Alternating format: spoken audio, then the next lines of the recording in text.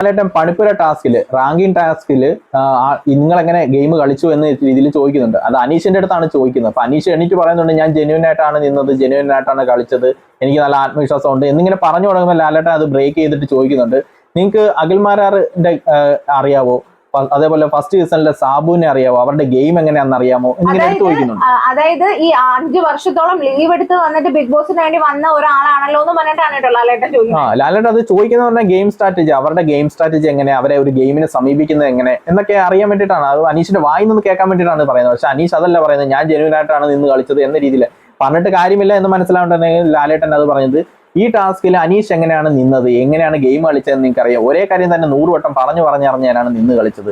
അത് അറിയാമോ എന്ന് ചോദിക്കുമ്പോൾ വീണ്ടും അനീഷ് അത് തന്നെ പറയുന്നത്, ഞാൻ ജെന്യൂൻ ആയിട്ടാണ് നിന്ന് കളിച്ചത്, ജെന്യൂൻ ആയിട്ടാണ് നിന്നത്, എല്ലാവർക്കും എന്നെ തോൽപ്പിക്കണമെന്നായിരുന്നു എന്നിങ്ങനെ. അപ്പോൾ ഒരു കാര്യം ചെയ്യുന്ന കുറുമ്പട മീൻസ് ഷോർട്സ് കാണാം, വീഡിയോ കാണാം എന്നിങ്ങനെ പറഞ്ഞ് ഒരു വീഡിയോ പ്ലേ ചെയ്യുന്നു.